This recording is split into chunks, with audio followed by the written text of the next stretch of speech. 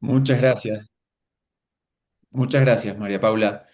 Margaret, I will now switch to English so we can start our conversation.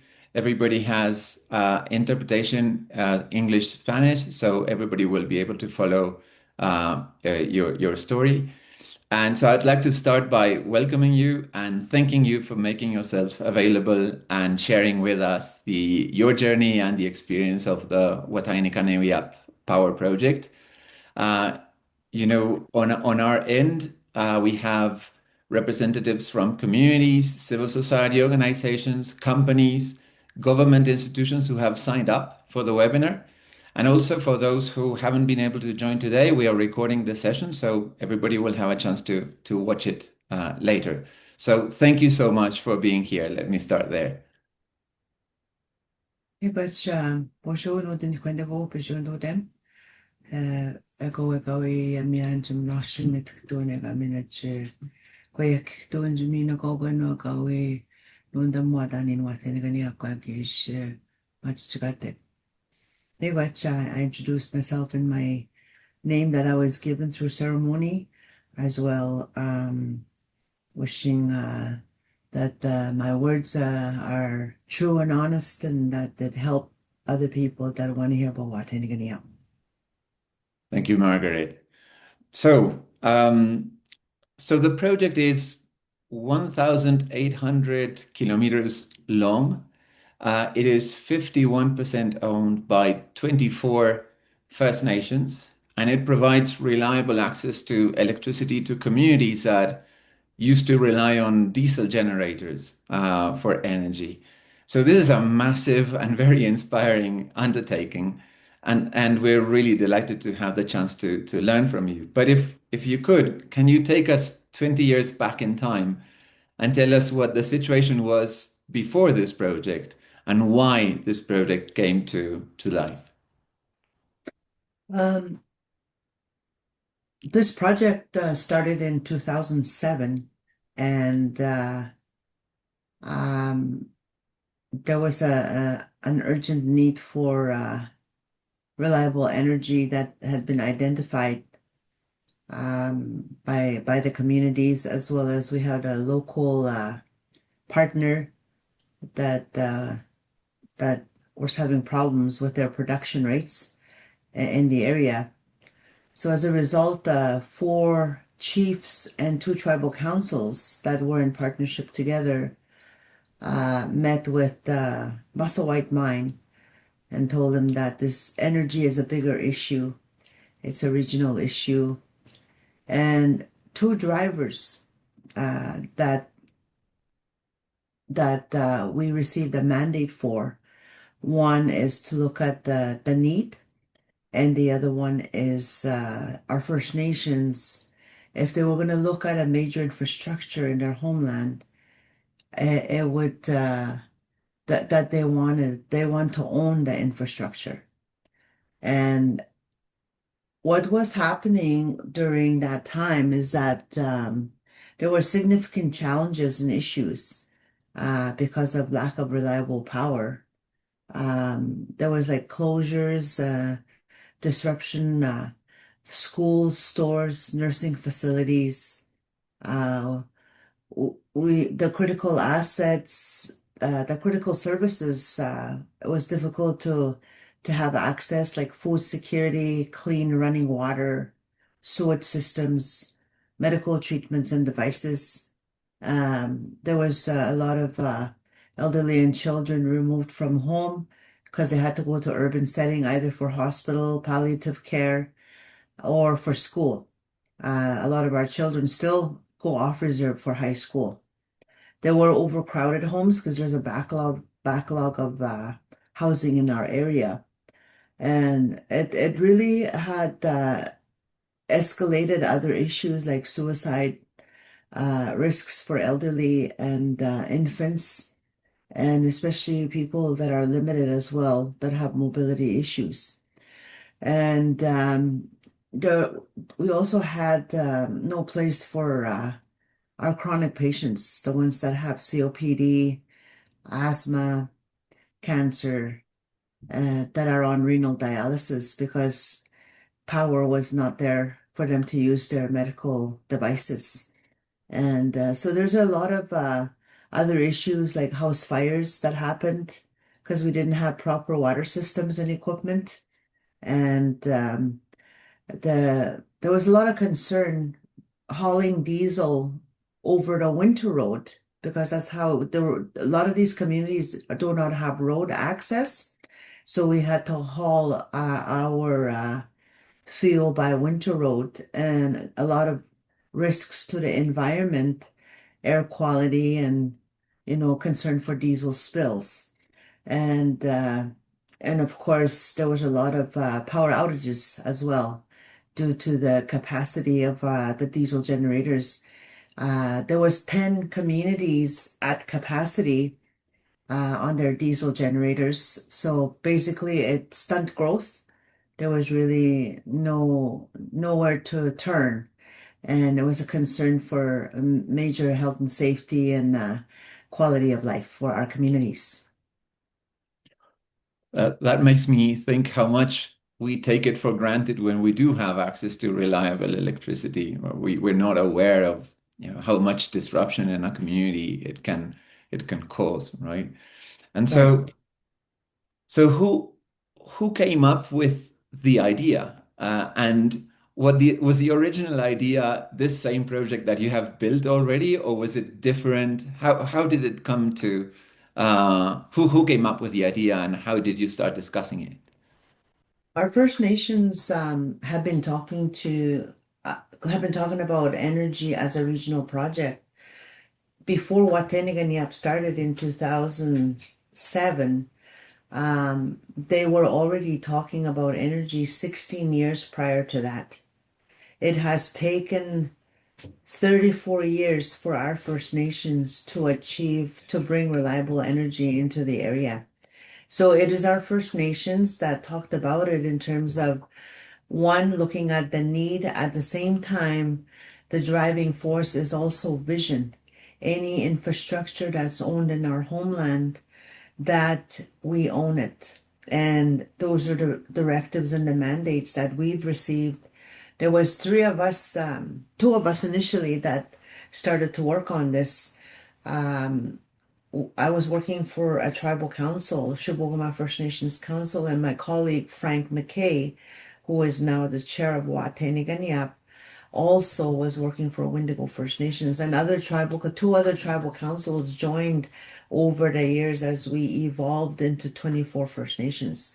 The ownership is with 24 First Nations, but the actual connection of the First Nations in the remote area are 17 First Nations.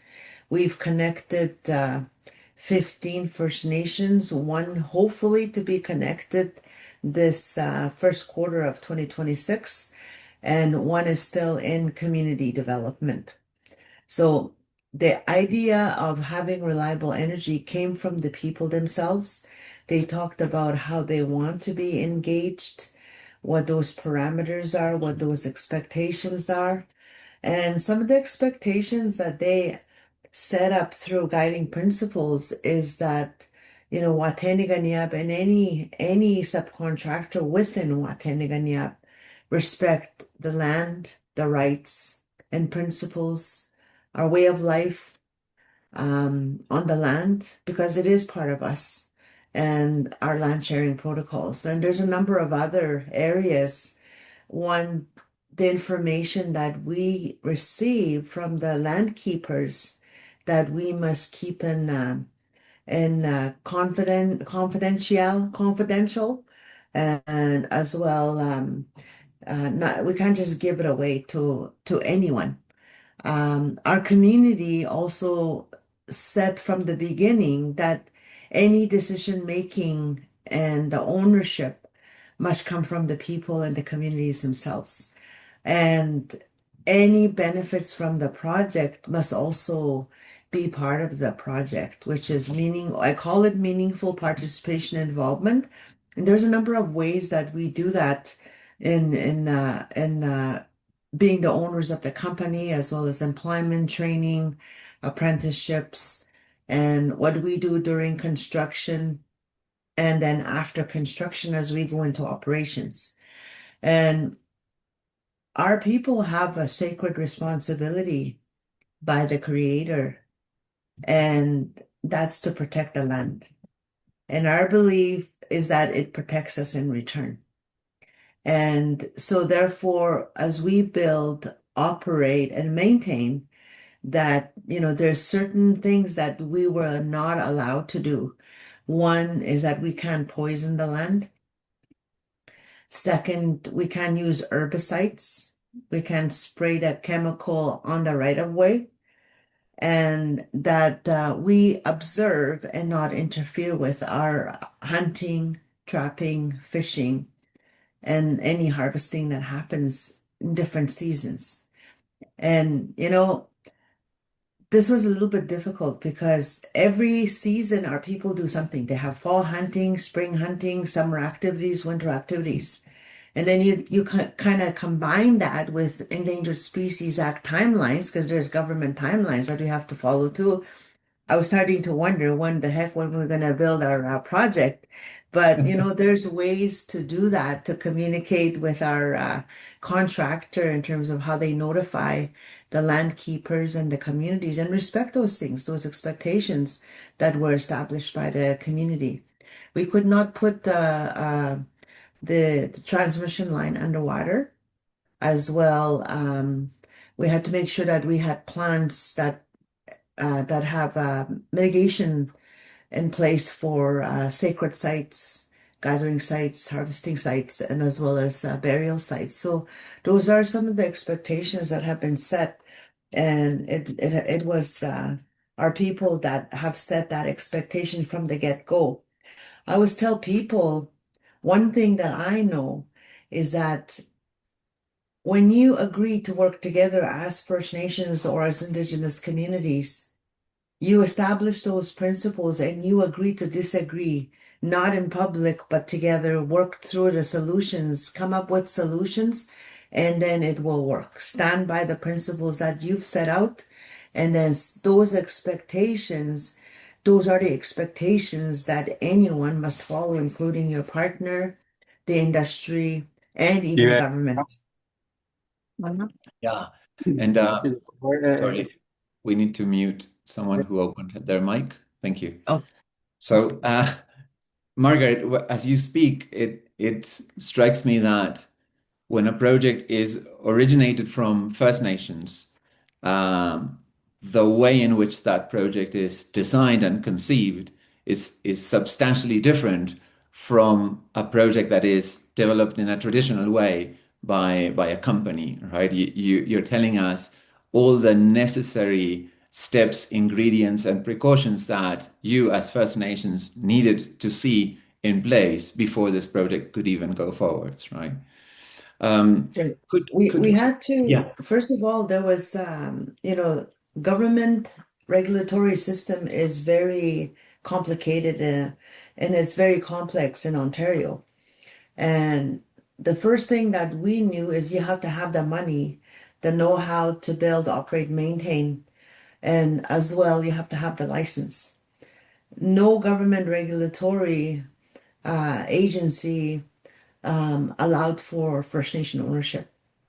So we had to come up with a plan of how are we going to achieve this. And one way that we did it is through partnership and partnering with someone that will enable the vision of our people. So what we did is we looked for a company that was going to allow First Nations to own 50 majority ownership initially, with full ownership in 25 years is how we structured it. We also had to look at to make sure that the government was in support of that. It took a long time. It took about 5 years for us to go and talk with government to say, okay, you are doing your energy planning. What about us, First Nations? And here's how we want to do it. We want to be priority. We want to be the ones to build this project. It took 5 years to get on the map on one of those long-term energy planning sessions that they did, and and was supported. And of course, policies do not always allow you to do things. So there are certain things that we had to do within policies to enable the vision and the mandate that we received from our people and making it happen. The other complicated side of things is the financing aspect of it. The governments, both Ontario and Canada, were spending $98 million annually to maintain and the diesel generators. So we took a look at that and did a feasibility study to look at, okay, how do we reprofile that money from the federal government, not necessarily to pay for the project because that's not allowed within the rate application process within Ontario Energy Board, but to see how we can help offset the cost of the ratepayers in all of Ontario, not only the non-Indigenous, but including Indigenous people who are also ratepayers. So those are just very high level. I know we're on limited time, but these are just very high level areas that we've had to work on. There are many compliance requirements in the major projects, such as regulatory requirements. Like we did the environmental assessments, we did the permitting, we did archaeology. Um, those are just a number of things that we have to be in compliance with. But while doing that, the premise of these discussions is based on the mandate and the expectations and that our people have established for us to follow. It's been a fun project. I'm sure. Um, and Margaret, maybe we can ask Mary if she can upload a map so that Sure. everybody can get sort of acquainted with where this is and how long it is. So Mary, if you, thank you. So can you walk us through where you are, Margaret, and where the project goes? So we are well this is Canada obviously and the provinces are right across from one end of the ocean to the other end of the ocean. And so in Ontario, if you take a look at that whole thing, it's about two-thirds of that area is where what we call Anishinaabe Nation. And and Anishinaabe Nation is the political territorial organization of our First Nations. And there's 51 First Nations that are scattered abroad. But out of that 51 First Nations is the 24 First Nations that are in partnership within Wataynikaneyap. So this is what it looks like. This is the line that we built. It's all over. It looks really small here, but if you fly the area, it's pretty vast. And the communities, the closest one that I can say is close to each other is Wawagabiwin and Casablanca. I think they're about 42 miles, and KI and Wabika. They can drive. It's about an hour and a half drive, and it's like a little trail that they made with between the two communities. And the only accessible road from the main road is North Caribou Lake, which was recently opened up maybe about 4 years ago, I'm thinking. And the other one is Pikanchigum First Nation, which is on the on the west side of the project. So we had connected from Wabigoon, where the little A is, all the way to Pickle Lake, where little C is where that's a 230 kV line that we built to ensure that we have enough energy to connect all of the remote First Nations. And the entry point as well is through Red Lake, where little P is, and that goes to the west side of the communities. And there's six, no, wait a minute, one, two, three, seven communities, one to be connected in the future, and that's McDowell Lake First Nation. And the rest of the communities in what I call phase two area, which is through Pickle Lake, all of them have been connected except for Muskrat Dam still has to be connected. So these are all fly-in communities. The only time that they have a road is during the winter time. And so it's always been a challenge. The other communities that are part of the project are like Laxo, Lakdamalak, Wabagoon, which are what we call south from the north. And those ones we included in the project because we had to access their homeland to build that 230 kV line. And that includes Mushkegowgamang, Saugeen, and Slate Falls and Cat Lake. So those are all other communities that are part of the ownership. Those communities were already connected to the grid. And so yeah, that's kind of like where it's at. So, Margaret, yes, indeed it looks small in a map, but we can tell these are long distances, and this is, very complicated, both from the logistics, but also I would assume from bringing people together to discuss the project and agree on the project. And so you mentioned that the project is meant to connect 17 First Nations, but it has 24 First Nations as shareholders. And when I met you at the First Nations Major Projects Coalition conference, you said there on stage that when Indigenous people come together, great things can be achieved. Can For you tell sure. us a little bit about the process of coming together for this project? Initially, it started with two tribal councils and four communities. And the four communities, the leaders were visionaries and said energy is not just about the mine or the tribal council or the four communities.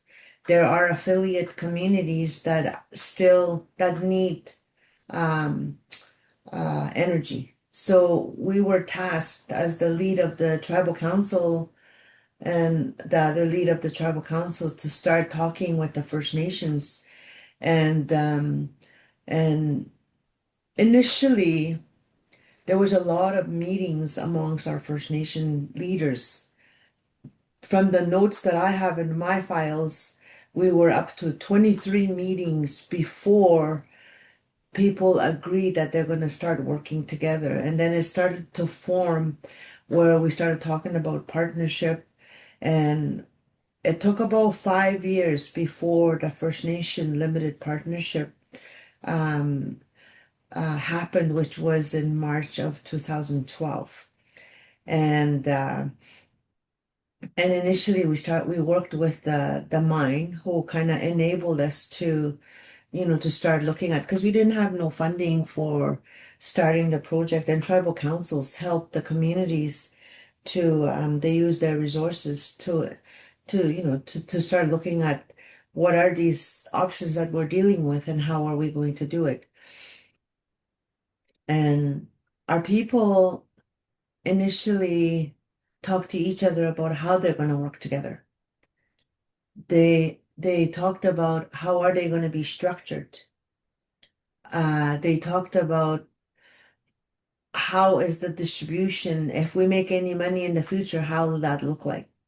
So they agreed to two things, and they agreed that there will be one voice, and they agreed that there'll be equal distribution no matter what the size of the community. Throughout that time, those principles have been followed by the communities, all of the community leadership, whether there's a succession in leadership, that's still the principle that has been followed. And the guiding principles also set expectations from our land keepers, from the people, and from the leadership, the chiefs, and also supported by our partners. So those are kind of like the main things that happen. It has taken a lot of time and effort to do this. I think people had to look at it from why would we be doing this? And the prevalent thing obviously was need, and that we are at the crossroads that we need to look at alternatives. And if we were just to look at generation, our communities were too far apart. And the market base was not enough for a generation project to like say the run of the river, solar, that kind of stuff. The market base was not big enough to sustain itself and was very costly. So even if we were to look at generation now, now we have the means to be able to do it because we have a transmission grid that comes through the area. There's about 260 megawatts of generation that exists in our area that we could have used. Our people preferred to do that because their love for the land, the water, the environment, our people stand by those principles. They want to protect the land, the water, the environment, the animals, to respect, because those are the gifts that we were given by the Creator. And but as well, there's essential needs in each of the First Nations, for reliable energy, for sewer and water, for any modern commodity that we have need to be upgraded. And never mind, housing was a big issue. And so those are some of the things that were taken, we looked at. The other thing is I call it the vision. We have treaties with governments of Canada and uh, and one of the treaties is about sharing the revenue, the resources, anything like that. And we have yet to see that even in Canada as Indigenous people. We don't see that at 100%. We're only starting to fight for our rights within Canada in terms of what our rightful place is in this country. And one of the ways to do it is to establish a vision of ownership of any major infrastructure that's being developed in our homeland. And people had to see, respect, acknowledge, and recognize it. Given the really negative history of Canada and Indigenous people, I always tell people this could be a reconciliation project. This could be the vision where our people are changing the way things have been, as well as to crawl out of that deep, dark hole that we're in for healing and to make sure that we are doing what we should have been a wealthy nation in Canada. We are starting that journey and it has to continue from that perspective. So that's the vision. So I love talking about the vision because it's not only what happens today, it's not only about how much money you're going to make, it's about what are we building for our future generation. I have two grandchildren. One is 10 and one is 5. I often look at my little grandkids, my little grandsons, and I'm thinking, what have I done? And what am I leaving them behind? We have certain teachings within our culture and the teachings of our elders that when we do something, we must leave behind those people that are going to be impacted, something that will benefit them. And that we also, if we're going to be going through the homeland, the territory, we must acknowledge and respect those land keepers that are going to be impacted by the land, by the line that's going to be built, and how we recognize them and respect those. So those are some other key areas that are so very important. If you're going to have a major project that's going to go through somebody's homeland, you need to make sure that people support it. And the land keepers are the most critical people because they're the ones that still provide, you know? They're the ones that still give us food. They know the land, they know the topography, they are the experts of the land. And they carry our traditions. And so it's important. Thank you, Margaret. I realize how much ownership is, yes, an economic issue, but a much more profound, concept. It's about reconciliation. It's about a different future. So yeah, thanks so much for highlighting that for us.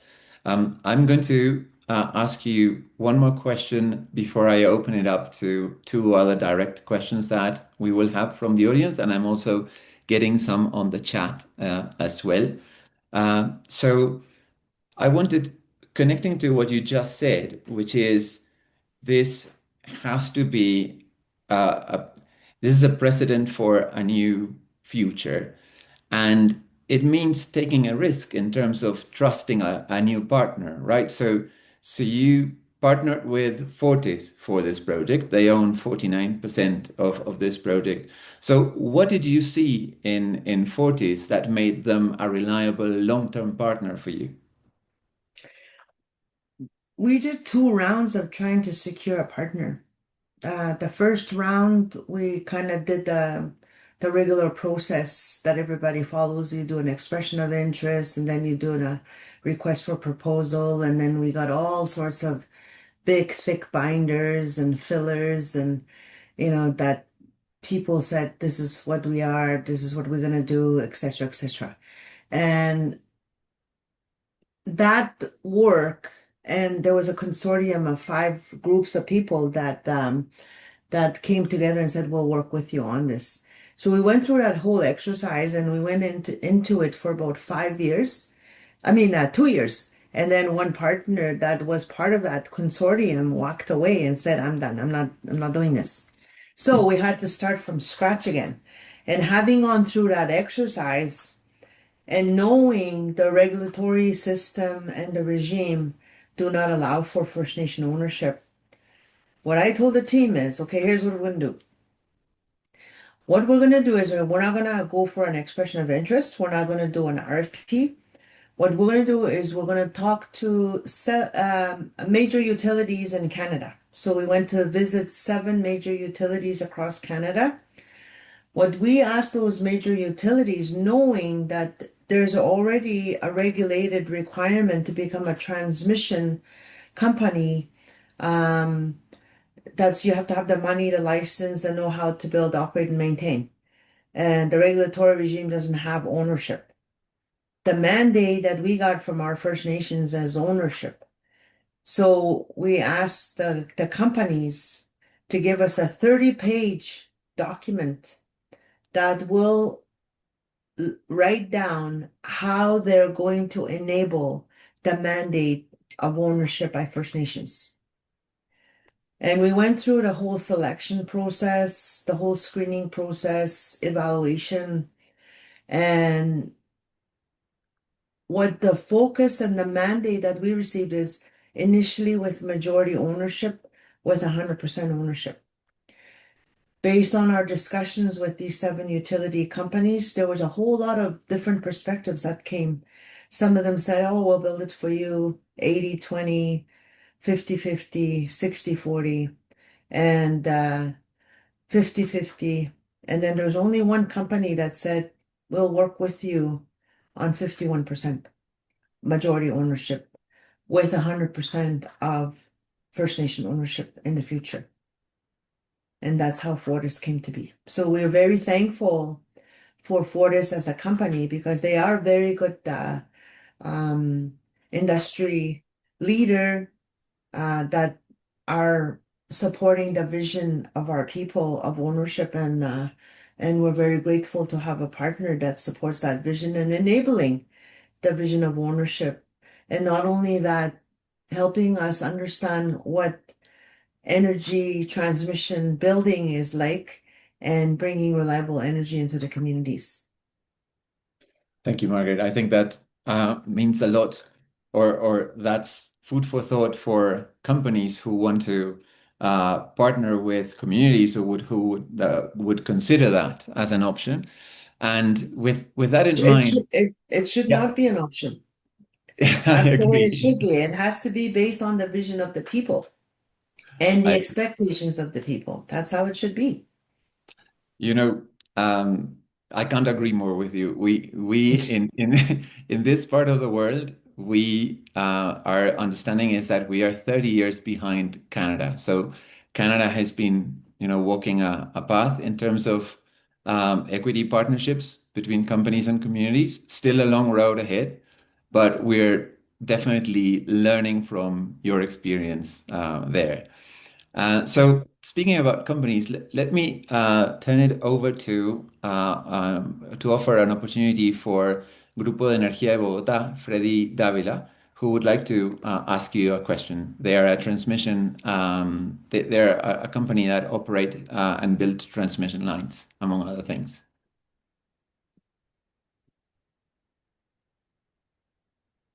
Freddy?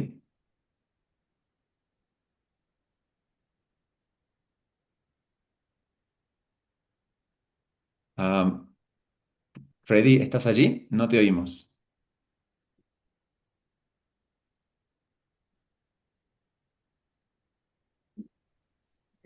Ahí dicen.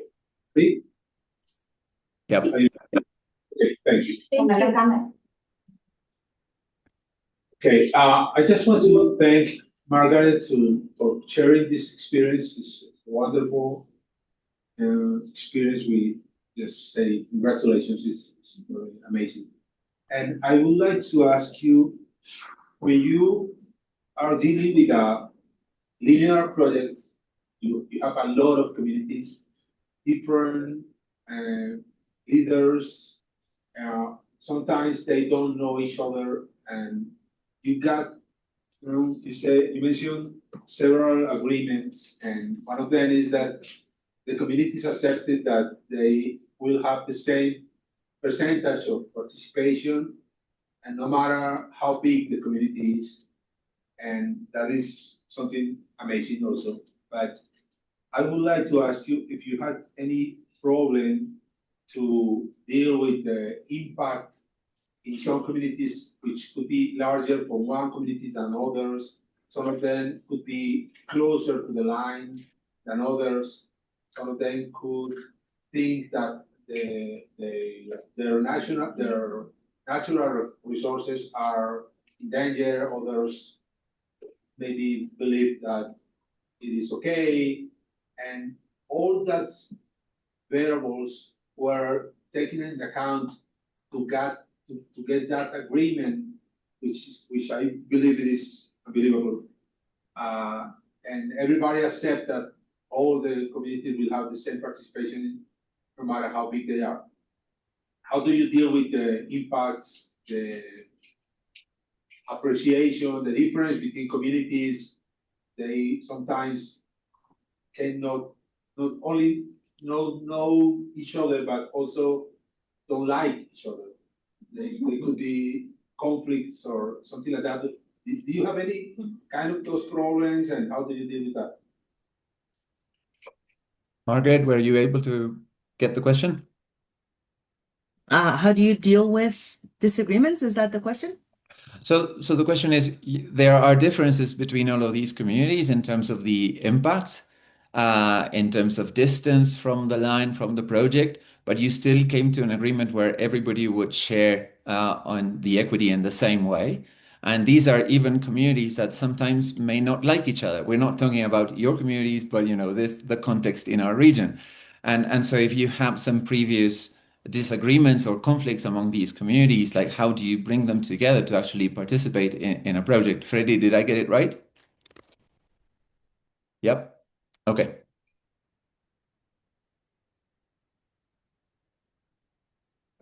Well, like I say, there's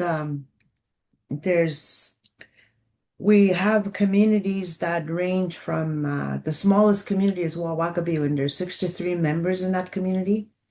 And that one has only floatplane access. And the biggest community is, I think, Pakanchikam, and approximately 4,000 in population. And all of the rest of the communities range in between. Um, we're looking at about 20,000 plus population of the 24 First Nations, maybe more, that we're working with. So they're small communities. They're very small communities.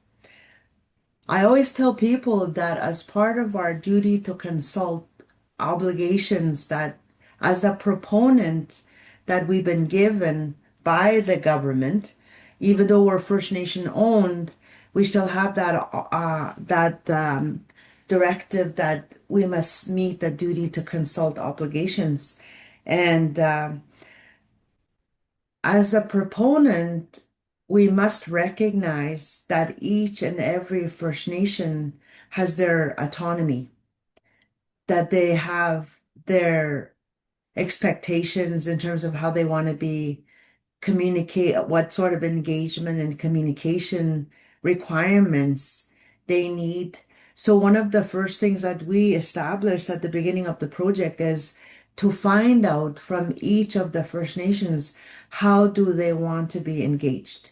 We worked with the leaders in terms of establishing what those principles are of a project and having to have equal voice and equal distribution. And we then went to the communities to talk to them if there was any kind of, concerns or issues related to that in terms of the principles of the project, and even what their thoughts were about bringing a transmission grid into the area. So that took a lot of engagement and communication. Um, in our record, we didn't even start recording when the project started in 2007 in terms of the number of engagements we did up to 2012. We started recording our engagements, our communications in 2012, and we have a record of about 3,000 plus community engagements. And that means going into each First Nation, talking about whatever it is we got to talk about. Initial discussions were about the project, initial discussions were about how we're going to work together, and recognizing the autonomy of each First Nation and and respecting that and their authority. So there's a lot of balancing work that had to be done. Yes, there are lots of differences amongst First Nations, but if they agree to an overall principle and the overall goal of what we're trying to achieve and sticking to that is something that will stand forever. I always tell the chiefs, and you have to have a good captain.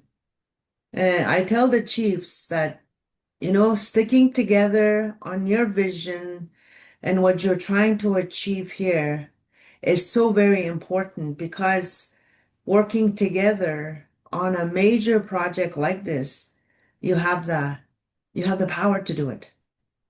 And you have that autonomy as nations to be able to do that. And it's ensuring that the guiding principles are the premise of these discussions and that someone will be the one that will need to take lead and speak for the not necessarily you have to always stick with the mandate.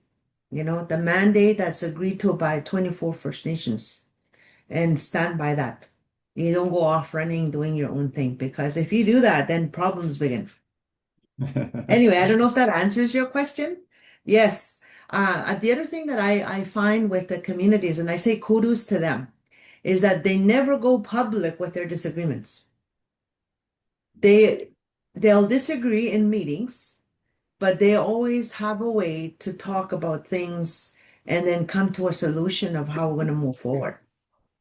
That's how they've done it. So I'm really grateful to have such great leadership in our area. That's great. Margaret, would you have time, since we started a bit later, would you have time to go over time for another 10 minutes and get another two questions? Sure. Great, thank you. I think we have Luis Bustos in the room from academia. He's from the Externado University. Luis, please go ahead. Can I speak from here? Yeah. She listens to me? Right. Perfect. So once again, thanks for the presentation. It's a great project what you got here. What you got there is fantastic. Now, I have two questions. First is about the incentives. From the university, we work in a think tank that put together some meetings on small scale municipalities, and we work with some communities. And like a few years ago, we have a project that works with the small hydropower plants, right, for small municipalities, and maybe the incentive that we deliver there, and when we talk with the communities, is that the energy will transform your lives, right? Like with the internet access, or that you will cook with electricity, not with wood, right? And all these health problems. And also we said that maybe the females that have problems with they will have more times for their family when they have washing machines, for example.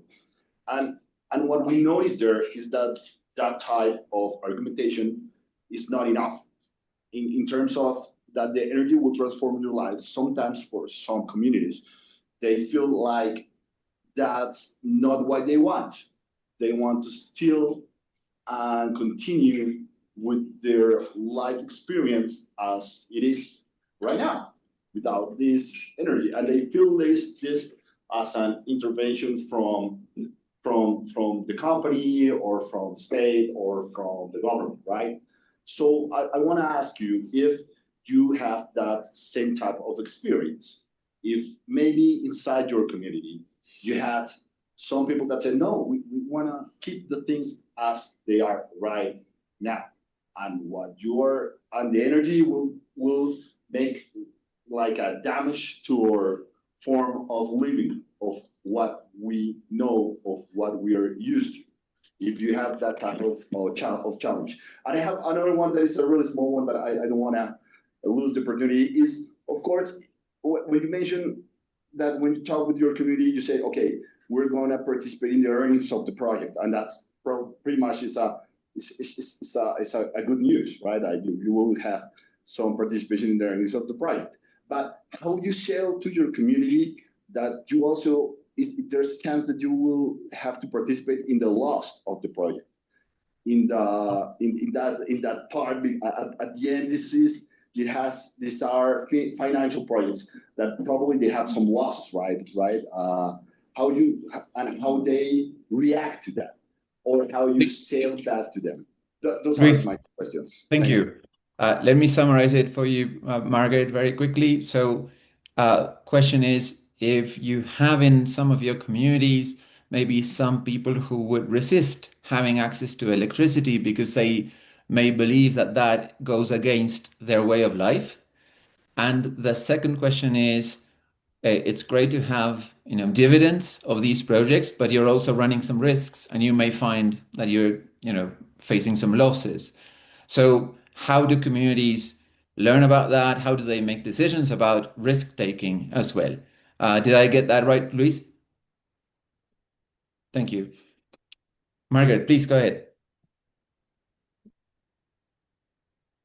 With a major project this size, and you're going to bring an infrastructure that's 130 feet wide, that land is going to be cut, and there's big transmission towers coming in. There was a few, there were actually there were people, land keepers, that were quite concerned about the impact to the land, the impact to their way of life, in terms of how they go out on the land to hunt, fish, trap. Um, that possibly there's going to be destruction by way of, contamination. So there was a lot of these things that were talked about over time. And when I went to see the land keepers, I also witnessed some land keepers that cried. They cried. And they said, this project is required because of the needs of everyone in the community. So there's a lot of land keepers that recognized there was a need for energy reliability, while they were so broken to see that there's possibly going to be destruction of land and affect water, animals, all those things.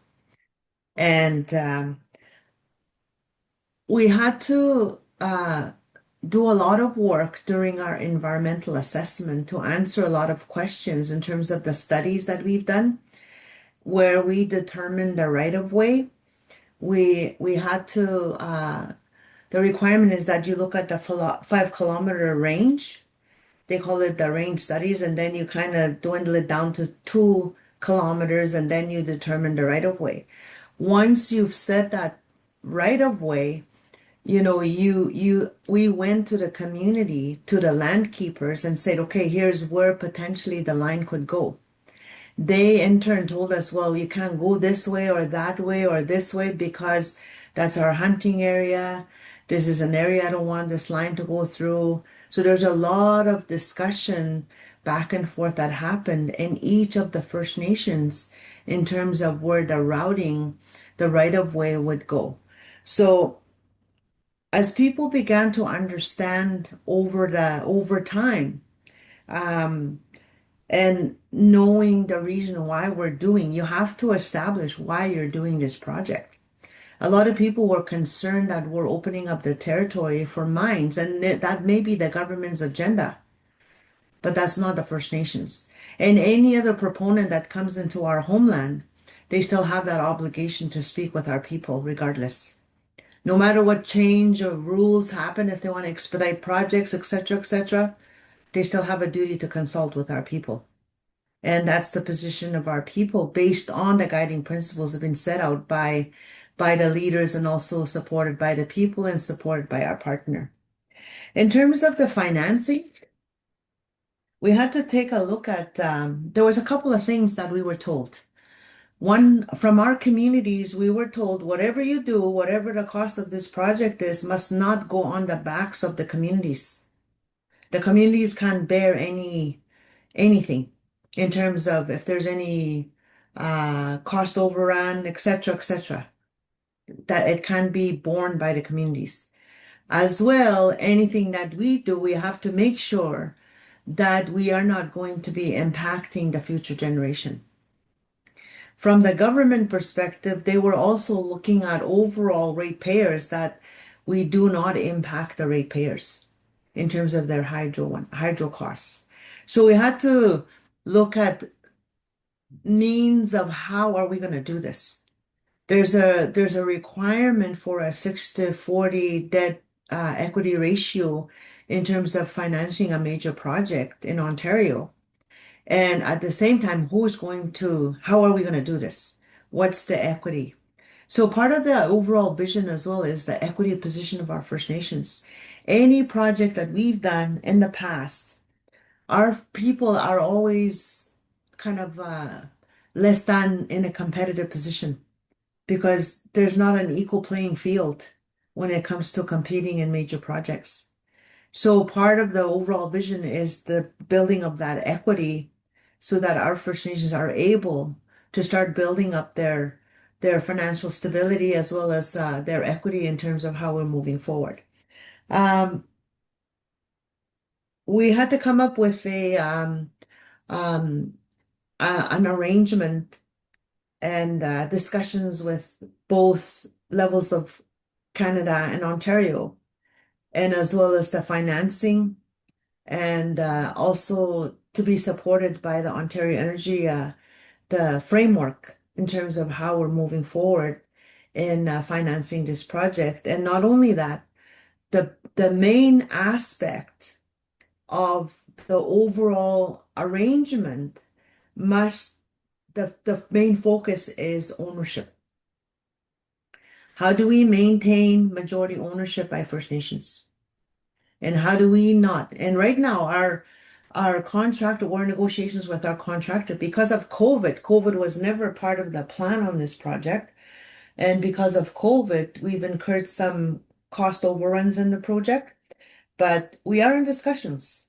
And part of that discussion is that whatever happens, it can go back on the First Nations. Whatever happens, it should not impact future generation because we want to keep intact majority ownership and as well eventual 100% ownership of our First Nations in the future in 25 years. So that's kind of very high level. In terms of how we calculated dividends, it depends on what the financing. There's a First Nation limited partnership financing. We had to secure guarantors as well. We had to secure who is going to be helping with the financing from the First Nation side. And the major project, we deal with 5 banks, plus Ontario government is our financer. And we also had a funding framework with Government of Canada. So there's a big gamut of things that we had to consider, keeping the main focus of First Nation ownership. And that whatever we do does not go back on the First Nations or the future generation. Yeah, there's a lot of hoops and loops to jump on. It was really quite interesting. But and it takes a lot of, you know, thinking, studies, lots of feasibility studies. I mean, we're studying this project to death before it actually became a project. We did all sorts of economic studies. We did all sorts of feasibility studies. We did, even infrastructure, kind of market sounding study. Like there's just a whole pile of studies we did to make sure that the bankers, the governments, the regulators are comfortable that this can be a standalone project as well, inform and kind of help our people understand that this is a little bit more complex than we envisioned. But here, this is not just chump change we're talking about. We're talking about $1.9 billion project. So yes, it does take a lot of thinking, and you need good experts to work with you on this, and good financiers, good people that understand the regulatory system. I hope that answers the question. I think it certainly does. And we have the final question from a community member in Nariño. And with that, we will be closing this conversation, Margaret. Before we do, and before I pass it over to Giovanni, I would like to also thank to all the people who have submitted questions on the chat. What we will do, Margaret, is we will respond to those after this conversation. We will ask support from Mary and yourself to maybe guide us in the responses to those questions to make sure that everybody's questions are duly answered. And so if Giovanni is ready, we would go with him. Giovanni will ask his question in Spanish and I will translate it for you. Okay. Giovanni, adelante, por favor.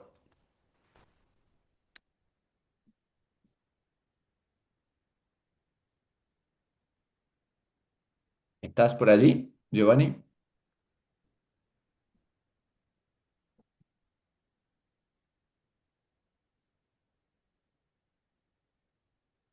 It seems he might be having an issue with his microphone.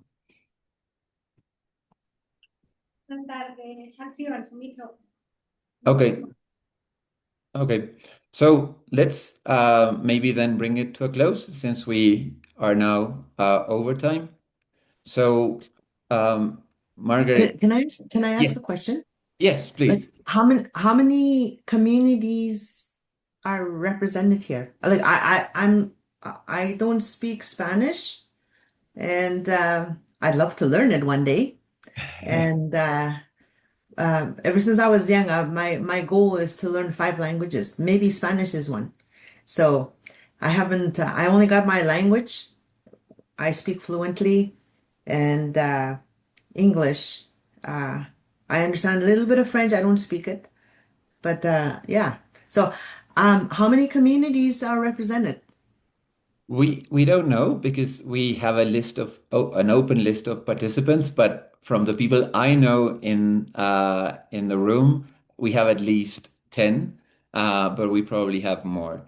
But if you, one of the questions I had for you, and maybe this is helpful in closing, is with all the experience that you have today, 34 years since your First Nations began talking about energy for their communities.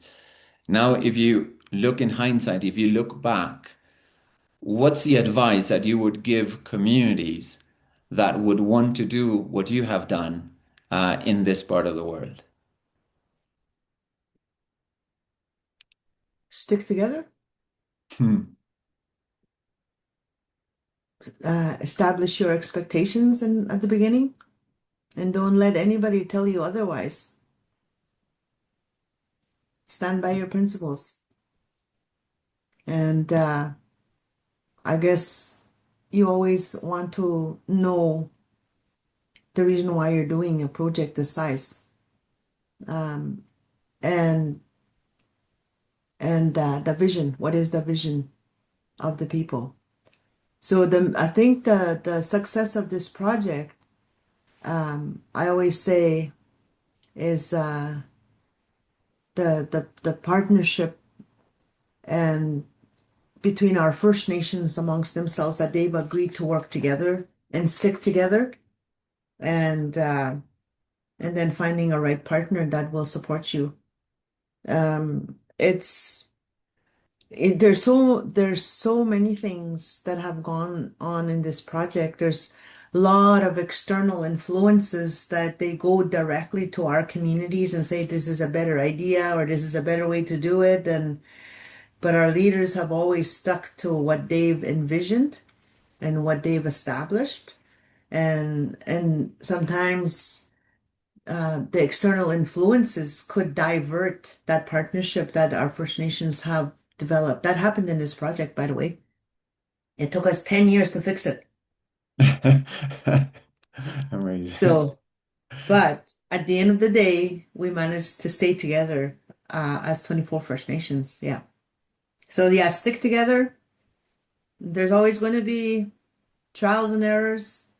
There's also always going to be challenges, but establish that vision and that mandate, and you should be able to go to do it. Anything can happen as long as people are willing to work together. That's You my know, belief. Margaret, I'm being told that we have 18 indigenous communities represented here, and Perfect. also five associations that group over 250 communities as well. And we are Wow. getting in the chat a message from one of those associations saying that the experience that you're sharing is very motivating for them. So thank you so much. Wow.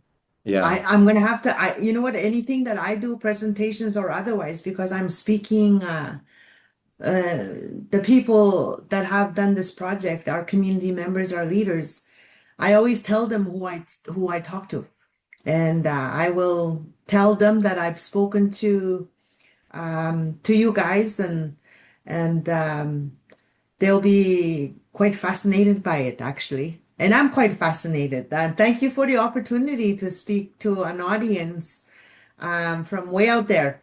And I don't even know where you guys are at, but thank you for the Yeah. opportunity. Miigwech. Thanks so much, Margaret. I will pass it over to Maria Paula, who will close us off. It has been an honor to share this webinar with you, and I'm deeply thankful to you for giving us your time.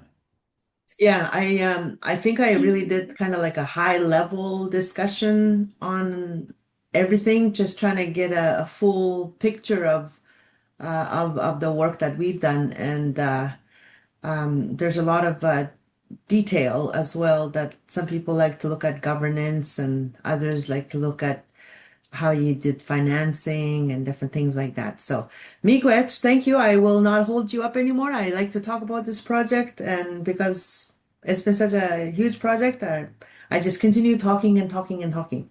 And we love that. Thank you, Okay. Margaret. All right, Miigwech. All right. Bye. Maria Paula. Bueno, pues muchísimas gracias a Margaret y a su equipo. Realmente ha sido una conversación muy inspiradora.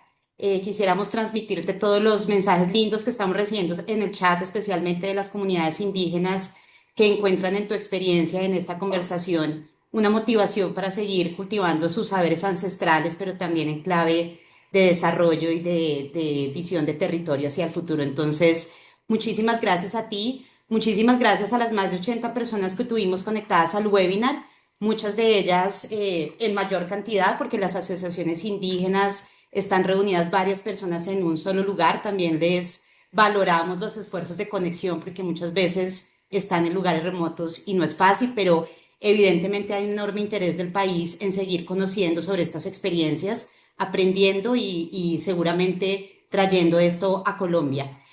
Muchísimas gracias. Queremos recordarles que esto es parte de una serie de webinars que estamos trayendo para profundizar el conocimiento y las experiencias sobre estos modelos. El próximo lo vamos a tener el 23 de enero a las 11 a.m. hora Colombia con otro experto maravilloso que también seguramente va a atraerles muchísimo en la conversación. Ya recibirán la información respectiva. Les agradecemos diligenciar, por favor, la lista de asistencia para poderlo seguir convocando a estos espacios. Y bueno, nuevamente mil gracias. Recordarles que este es un proyecto que estamos trabajando gracias a la financiación de UK Pact y que trabajamos en conjunto entre la Fundación Unidas para la Paz, Meliquina y Connect EP. Feliz día y muchas gracias a todos.